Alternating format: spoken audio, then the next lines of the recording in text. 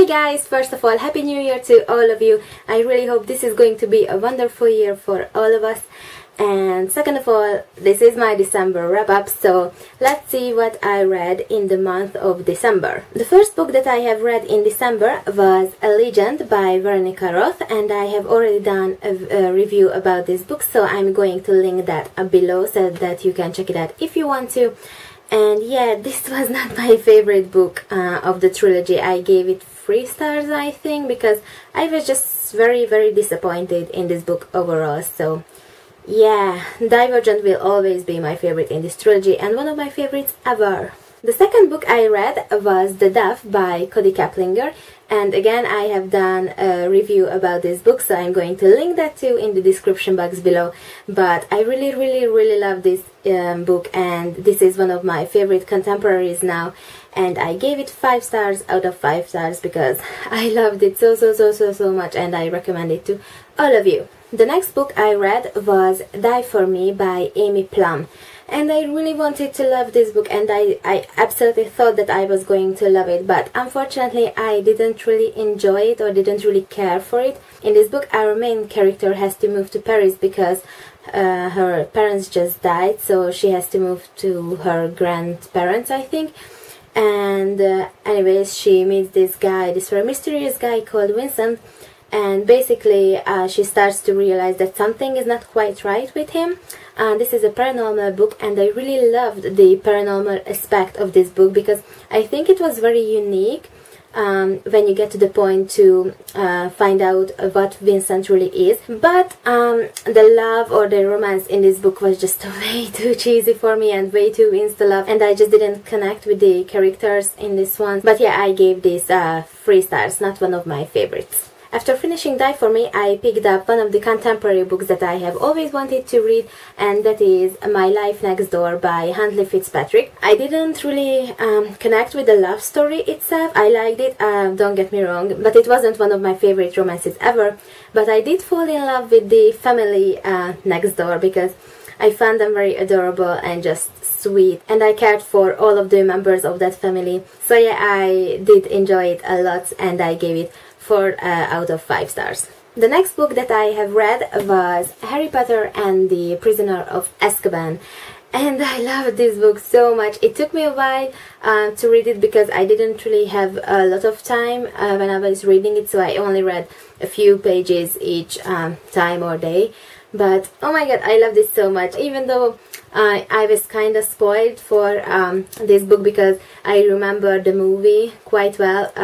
For this book, I love this one the most out of the 3 that I have read so far, so this was a 5-star read for me. And then I picked up The Pledge by Kimberly Durting, which is a fantasy book that takes place in Ludania, I think, but I'm not sure. But anyways, in this country, the different classes are defined by the language they use, but this girl, our main protagonist, Charlie, understands all the languages basically, and she doesn't know why, and they are keeping it a secret, her and her parents, because in this country everything is dangerous. You can't even look in the eyes of a person who is in a higher class than yourself. So, but anyways, one day she meets this guy and 2 other guys, and she can't understand their language because it's a language that she hasn't heard before, and of course that's very intriguing for her. I really enjoyed this book. It started out better than how it ended, I think, but I'm still very excited to read the sequel to this book, which is called The Essence, I think. But I really loved our main character, Charlie. I didn't really care for the male main character, Max, but we will see how it will go in the second book. But I gave this 4 stars because I did enjoy it a lot. And after that I read You Against Me by Jenny Dunham, and I really didn't enjoy this one at all. I gave this book 2 stars because I just couldn't wait to finally finish this book. I really didn't connect at all with any of the characters, and it's such a shame because the premise of this book is so good. So in this book we have Mikey, whose little sister claims that she has been assaulted by a guy, and of course Mikey wants to take revenge for that. And when she meets this guy's sister, he decides that he would try to get close to her so that he can get information about the whole thing and basically get his revenge. And it sounds so good, but in reality it didn't work out for me in this book at all. And I think it takes place in England, and the British slang was just way too much for me. I mean, I think the author kind of overdid it because it was just kind of annoying, and the characters, I just couldn't root for them, either of them, and they annoyed me together, and I don't know, it was very weird. I just found it very weird, and yeah, I didn't like it, and I thought I was going to love it so much, and yeah, really didn't like this one. But thankfully the book that I have read after that is one of my favorites now, and it is Throne of Glass by Sarah J. Maas, and this was so amazing, and as I said, it's one of my favorites after reading this one and the sequel, which I'm going to talk about in a second. But this is again a fantasy book, and it's so good. All the characters are just amazing, and you fall in love with each of them. And this book kinda has a love triangle, but it's not annoying at all in my opinion. And if you have seen my top 10 couples video, then you know that Selena and Cowell, I still don't know how to pronounce his name, is one of my favorite couples now. So I of course gave this book 5 out of 5 stars because it was so amazing, and I cannot recommend this enough to all of you. Please read this because it's just so damn good. And after finishing Throne of Glass, I just needed to read the sequel, but I don't have a physical copy of it. I'm just going to put the cover right here. And it's called Crown of Midnight, and oh my god, it was even better than the first one.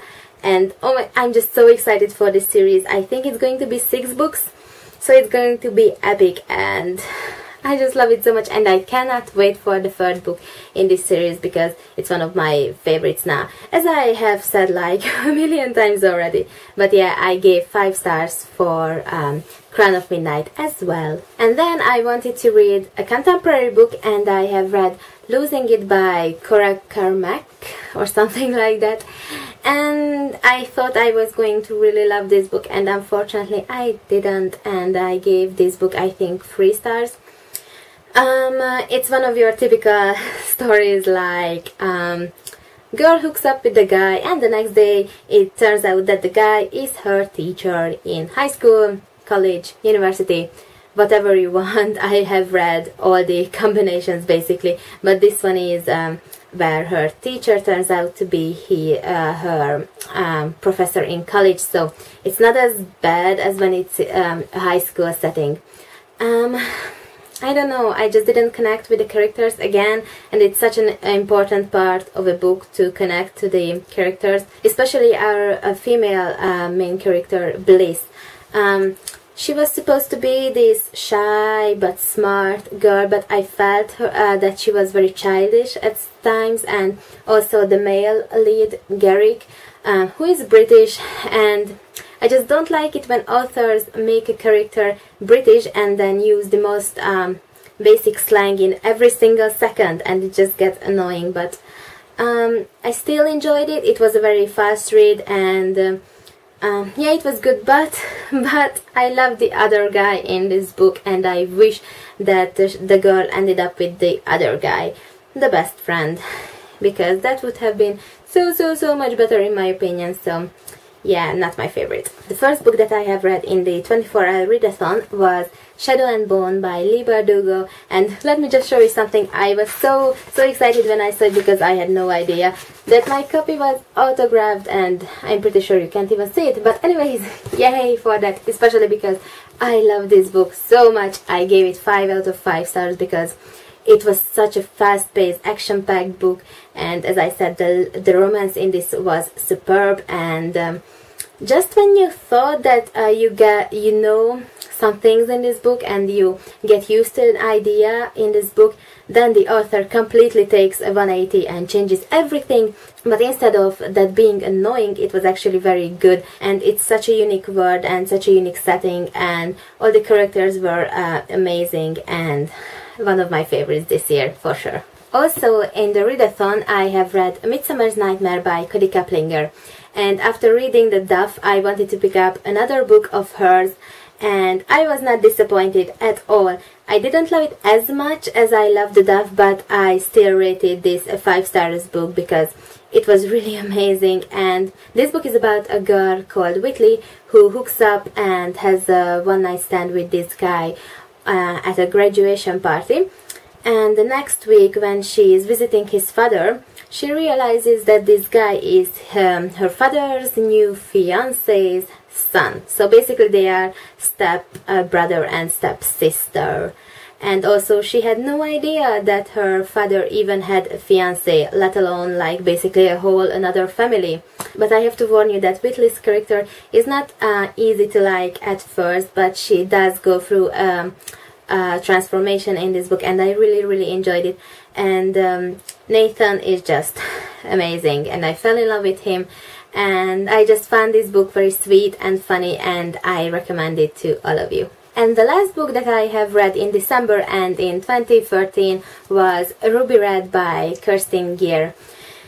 And I'm so disappointed because everyone raves about this book and I did not like it. I gave it 3 stars. At first I thought that it just starts out slowly and then it will pick up, but it really didn't. At least for me it didn't, and I just didn't really know what the story was. I mean, I couldn't see where we were supposed to get by the end of the book, what the main story was, you know.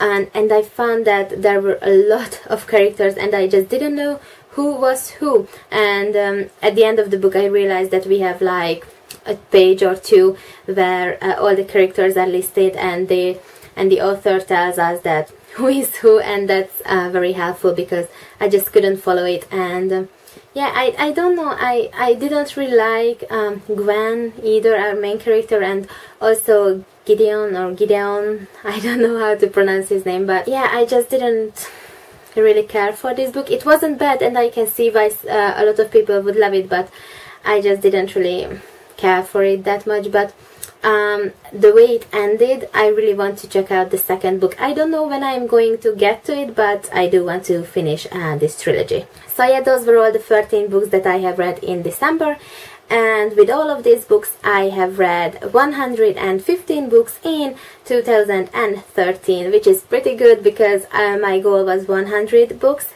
So yeah, I'm pretty proud of myself for this, and I hope that 2014 is going to be a good reading year as well for me and for all of you. And I hope you enjoyed this video. Leave a comment if you want to, subscribe if you want to, and do all that stuff if you want to.